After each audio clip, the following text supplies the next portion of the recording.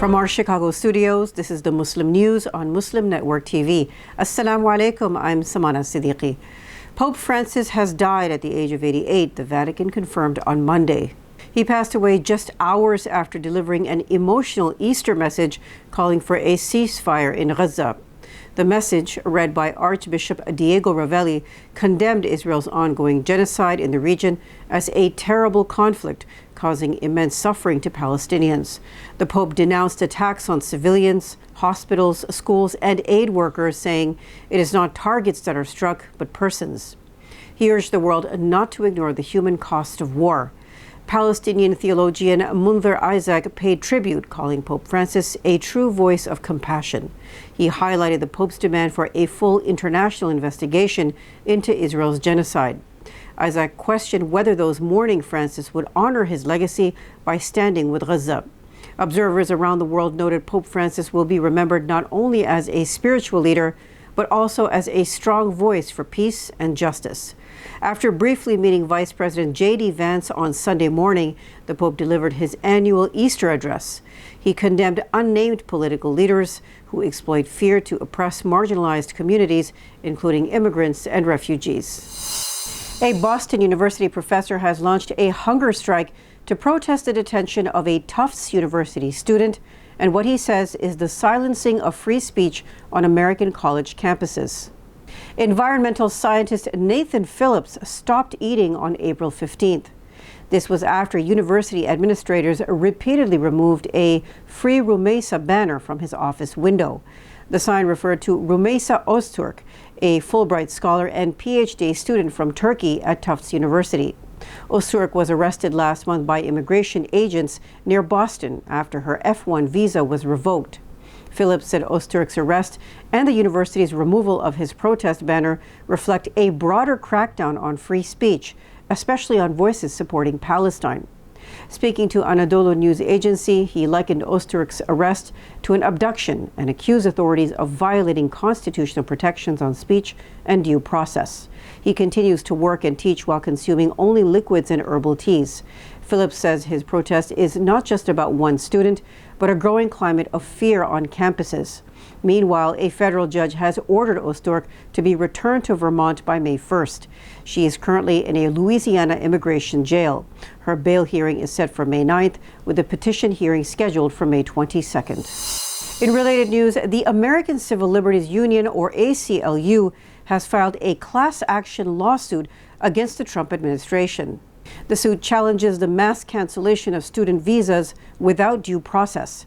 Filed in federal court, the ACLU says more than 1,100 international students from 170 institutions were stripped of legal status, degrees, and work rights. Many were midway through their academic terms. Some are student protesters against Israel's genocide in Gaza.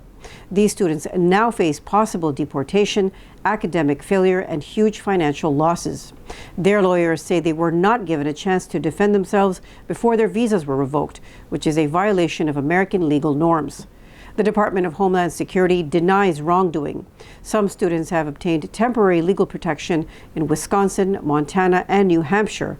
Their deportations are on hold for now.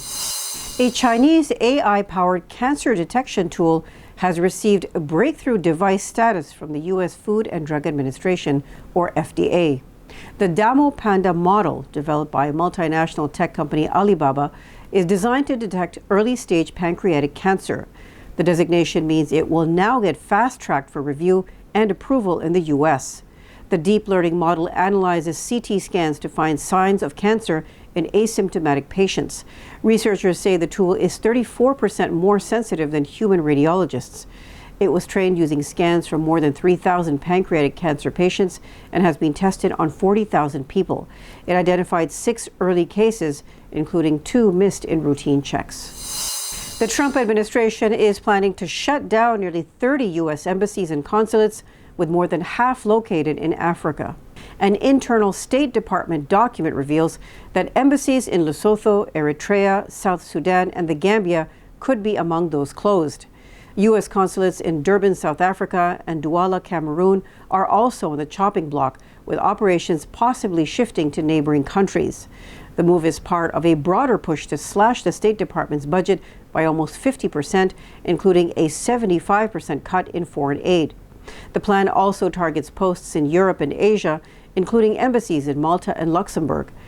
Experts warn the cuts could seriously harm U.S. influence abroad, particularly in Africa, where rival powers like China are expanding their influence. Israeli airstrikes and shelling have killed at least 39 Palestinians across Gaza in the past 24 hours. Another 62 were injured and taken to hospitals, according to the Palestinian Health Ministry. Since early Monday, Israel has killed at least 11 Palestinians in renewed attacks. In Khan Yunis, a man and his wife were killed when Israeli forces shelled their tent in Al-Mawasi. 5 more died in an Israeli strike on a home in the same city. In central Gaza's Deir al-Balah, a civilian died after Israel bombed a vegetable stall. An Israeli drone strike killed 2 children east of Rafah. In Gaza City's Zaytun neighborhood, an Israeli airstrike killed a father and child. In Beit Lahia in the north, a young man was killed by artillery fire. On Sunday alone, 28 people were reported killed as Israeli forces targeted homes and tents sheltering displaced families. Since Israel broke a ceasefire agreement with Hamas on March 18th, it has killed at least 1,864 people, including 595 children and 308 women, according to the Palestinian Center for Human Rights. At least 51,240 Palestinians have been confirmed dead and 116,931 wounded in Israel's genocide in Gaza since it began 18 months ago. Meanwhile, Israeli Finance Minister Bezalel Smotrich sparked outrage by saying the return of Israeli prisoners in Gaza was not the most important thing. Families of the prisoners called his remarks shameful. The International Criminal Court has issued arrest warrants for Israel's top leaders over Israeli police initially banned images of Palestinian children killed in Gaza from being displayed at a Tel Aviv anti-war protest, sparking public backlash. The protest, organized by the joint Jewish-Arab group Standing Together, was scheduled for Thursday. Organizers said police told them not to show photos, posters, or flags that could incite violent or illegal activity. This included images of children killed by Israeli airstrikes. But after widespread outrage, police reversed their decision. Co-director Alon Lee Green announced a new campaign starting Monday to place billboards across Israel featuring those same images. A police document also banned protest signs referencing genocide or those showing kidnapped Israeli hostages. Republican senator slams Trump's plan to send American prisoners abroad. Details after the break, so stay tuned and we'll be right back.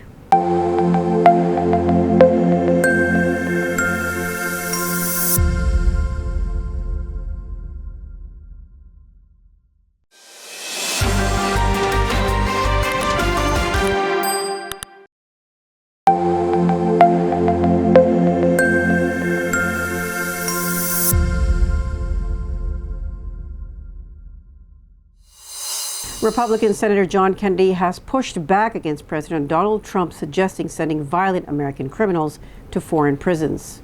In an interview with NBC's Meet the Press, the Louisiana Republican said Trump's suggestion of transferring U.S. citizens to El Salvador's notorious jails is neither legal nor moral.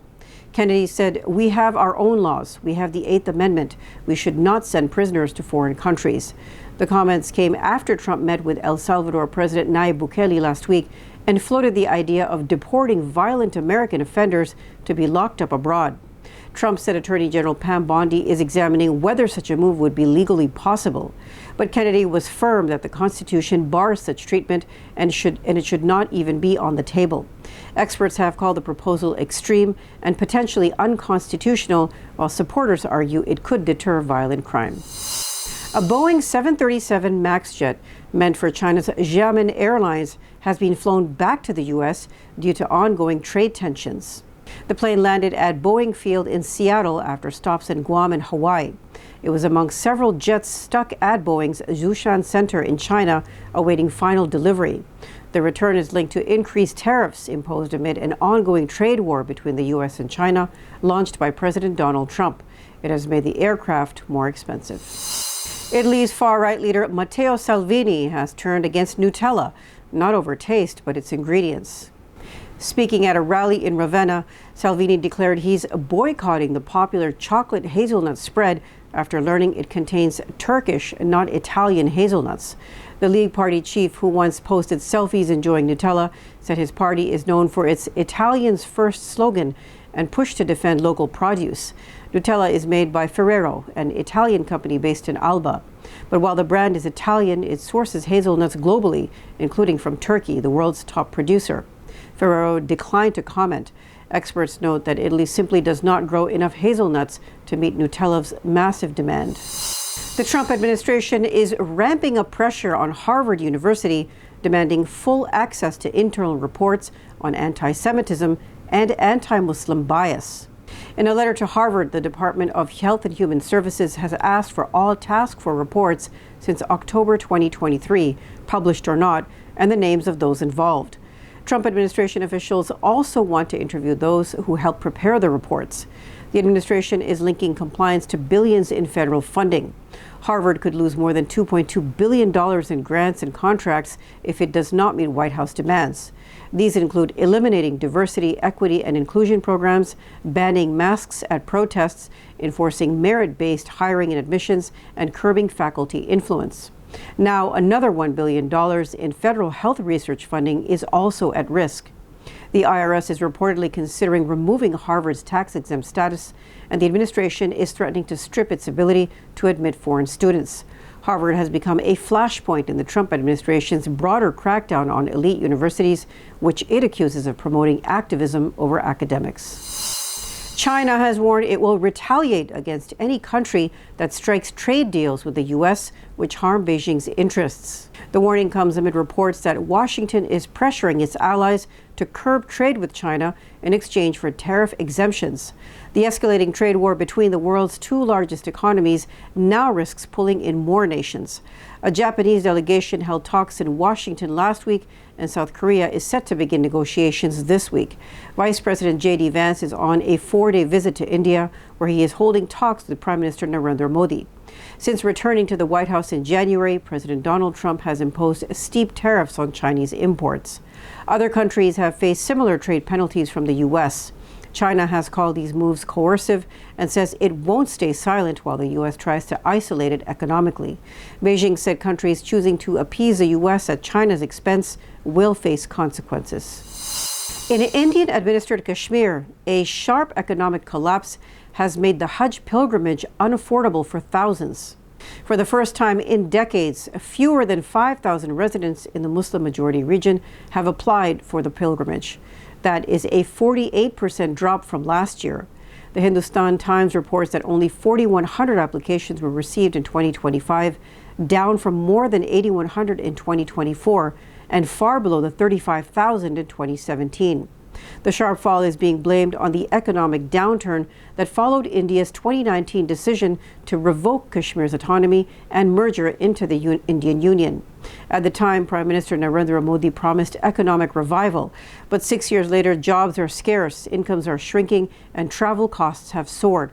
Unemployment in Kashmir stands at 10.7%.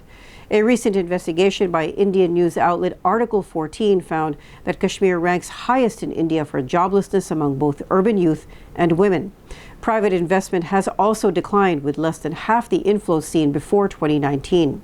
Analysts say the drop in Hajj numbers now is seen as a symbol of deeper economic despair and of broken promises. That's all from our Chicago studios tonight. Thank you for watching Muslim News. We are a community channel dedicated to bringing you stories you can trust. Please like, share, and subscribe to our content. You can also comment to let us know what you think of our coverage. Please donate now by visiting muslimnetwork.tv/donate. For more content, keep watching Muslim Network TV. Salam.